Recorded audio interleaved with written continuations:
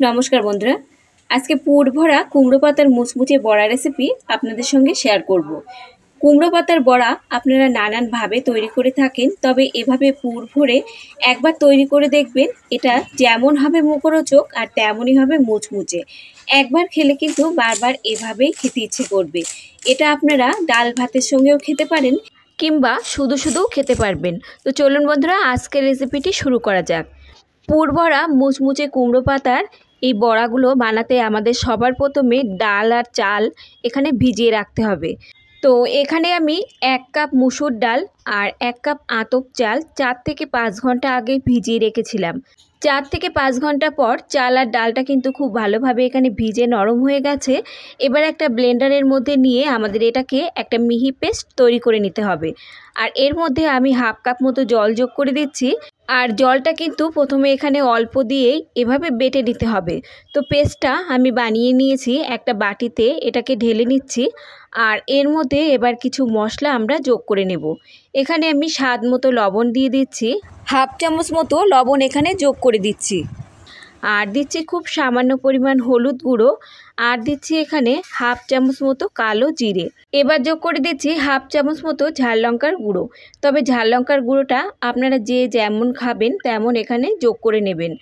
চাল আর ডালের এই মিশ্রণটা কিন্তু অনেকটাই ঘন, তাই এখানে আমি 2 থেকে 3 চামচ মতো জল যোগ করে সমস্ত উপকরণ চাল আর ডালের সঙ্গে খুব ভালোভাবে মিশিয়ে দেব।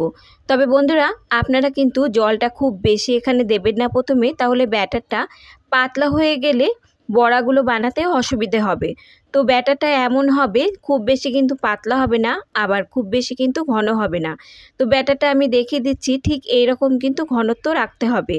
একটা চামচ ব্যাটারের মধ্যে ডুবিয়ে এভাবে দেখে নেবেন, যদি চামচের গায়ে এভাবে একটা কোট তৈরি হয় তাহলে বুঝবেন যে ব্যাটারটা একদম ঠিকঠাক রেডি হয়েছে। আর দেখতেই পাচ্ছেন যে চামচের গায়ে একটা লেয়ার এখানে তৈরি হয়েছে, তার মানে আমার ব্যাটারটা এখানে একদম ঠিকঠাক রেডি হয়েছে। তো এখানে ব্যাটারটাকে আমি সাইডে রেখে দিচ্ছি। আর আমি এখানে নিয়েছি 8 থেকে 10টা কুমড়ো পাতা। কুমড়ো পাতাগুলোকে খুব ভালোভাবে ধুয়ে নিয়েছি। কুমড়ো পাতার পিছনে খুব ছোট ছোট কিন্তু পোকা থাকে, তাই অবশ্যই কুমড়ো পাতাগুলোকে খুব ভালোভাবে ধুয়ে নিতে হবে বড়া তৈরি করার আগে। তো এখানে আমি 8 থেকে 10টা নিয়েছি। আপনারা যে পরিমাণ তৈরি করবেন সেই পরিমাণ অনুযায়ী এখানে পাতা নিয়ে নেবেন। অন্যদিকে আমি কড়াইতে জলটা যখন ফুটে উঠবে তখন লো টু মিডিয়াম হাইতে দিয়ে কুমড়ো পাতাগুলোকে মাত্র 1 মিনিটের মতো ফুটিয়ে নিতে হবে। খুব বেশি সময় ধরে কিন্তু ফুটানো যাবে না, তাহলে কুমড়ো পাতাগুলো একদম নরম হয়ে যাবে। পাতাগুলো যদি খুব বেশি নরম হয়ে যায় তাহলে কিন্তু পুর ভরতে অসুবিধে হবে, তাই মাত্র 1 মিনিটের মতো সিদ্ধ করে নিয়ে কুমড়ো পাতাগুলোকে তুলে নিতে হবে। আর তোলার সময় অবশ্যই কিন্তু খুব ভালোভাবে জলটা ঝরিয়ে নেবেন। আর লাগবে আমাদের কয়েকটা সেদ্ধ আলু। তো আমি এখানে কয়েকটা আলু আগে থেকে সিদ্ধ করে খোসাটাকে ছাড়িয়ে রেখেছি। এবার একটা প্যানের মধ্যে আমি নিয়ে নিচ্ছি 2 চামচ মতো সাদা তেল। তেলটা খুব ভালোভাবে গরম হয়ে যাবার পর এর মধ্যে আমি যোগ করে দিচ্ছি 1/2 চামচ মতো 5 ফোড়ন। আর দিচ্ছি এখানে 2 থেকে 3টে কাঁচা লঙ্কা। তবে কাঁচা লঙ্কার পরিবর্তে আপনারা এখানে শুকনো লঙ্কার ব্যবহারও করতে পারেন। আর ঝালটা আপনারা যে যেমন খাবেন তেমন এখানে যোগ করে নেবেন। এবার এই ফোড়নটাকে আমরা কয়েক সেকেন্ডের জন্য ভেজে নেব।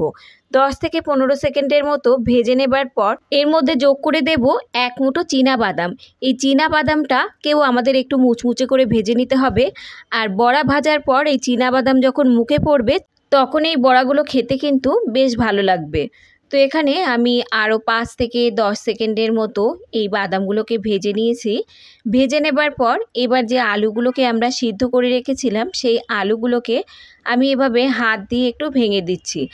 আলুগুলো সব ভেঙে দেবার পর এরই সঙ্গে যোগ করে দিচ্ছি 1/2 চামচ মতো লবণ, স্বাদ মতো লবণ যোগ করে দিচ্ছি। আর খুব সামান্য একটু দিচ্ছি এখানে হলুদ গুঁড়ো, আর দিচ্ছি 1/2 চামচ মতো চিনি।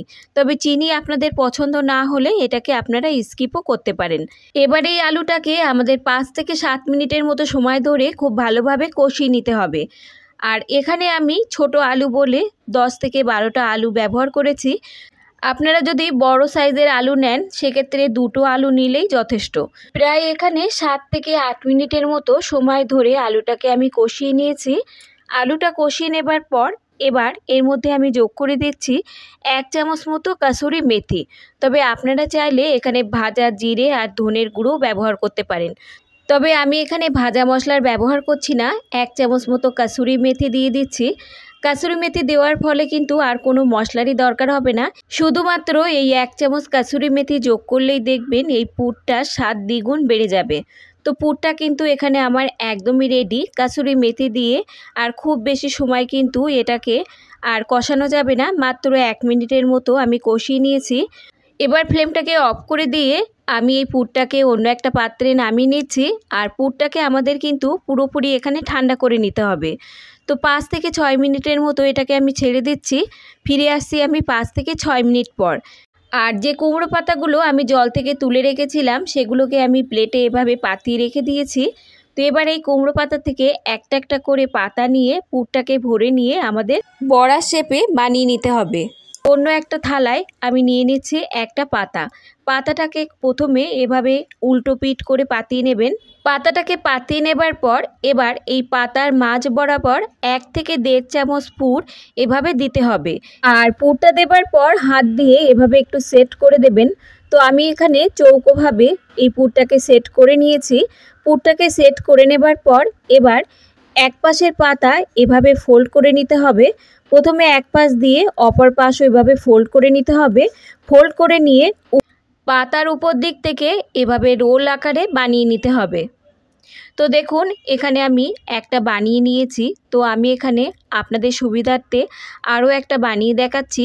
একটা আমি এখানে বানিয়ে নিয়েছি, এটাকে সাইডে রেখে দিচ্ছি। তো আরও একটা কুমড়ো পাতা আমি এভাবে পাতিয়ে নিচ্ছি। আর কুমড়ো পাতাকে সবসময় উল্টোভাবেই পাতাতে হবে। তারপর 1 থেকে 1.5 চামচ মতো আলুর পুর দিয়ে হাত দিয়ে একটু সেট করে নিতে হবে। সেট করে নেবার পর পাতার 2 পাশ ফোল্ড করে নিয়ে উপর দিক থেকে এভাবে রোল আকারে বানিয়ে নিতে হবে। তো দেখুন আমি আরও একটা বানিয়ে দেখিয়ে দিলাম। আর এখানে আমি সমস্ত কুমড়ো পাতাতে একইভাবেই পুরটা ভরে নিয়েছি। আর এগুলোকে আমরা এবার ভেজে নেব। আর যে ব্যাটারটা আমরা আগে থেকে রেডি করে রেখেছিলাম, চাল আর ডালের যে ব্যাটারটা, তার মধ্যে পুর ভরা কুমড়ো পাতাগুলো দিয়ে এভাবে চারিপাশে খুব ভালোভাবে লাগিয়ে নিতে হবে।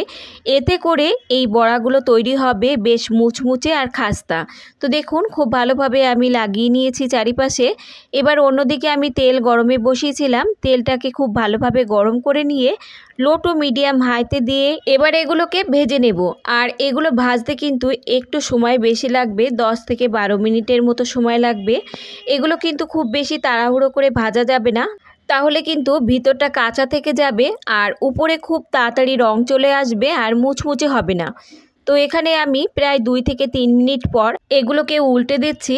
আরও এক পাশ হতে দেব। 2 থেকে 3 মিনিট মতো এভাবে হওয়ার পর এক পাশ করে উল্টে দিতে হবে।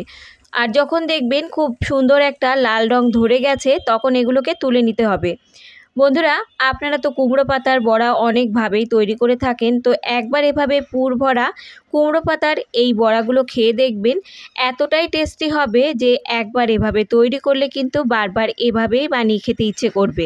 10 থেকে 12 মিনিট মতো ভাজার পর দেখুন সুন্দর রং ধরে গেছে। আর এখানে কিন্তু বড়াগুলো ভাজা একদমই রেডি।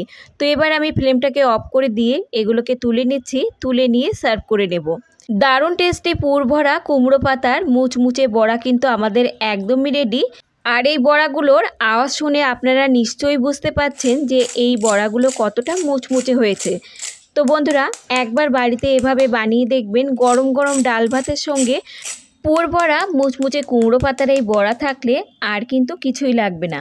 তো বন্ধুরা আজকের রেসিপি যদি আপনাদের ভালো লাগে, লাইক শেয়ার কমেন্টের সাথে সাথে চ্যানেলটাকে সাবস্ক্রাইব করে রাখার অনুরোধ রইল। আজ তাহলে এই পর্যন্ত বন্ধুরা, দেখা হবে অন্য কোনো রেসিপির সঙ্গে। ততক্ষণ সুস্থ থাকবেন, ভালো থাকবেন। আর রেসিপিটি দেখার জন্য সকলকে ধন্যবাদ।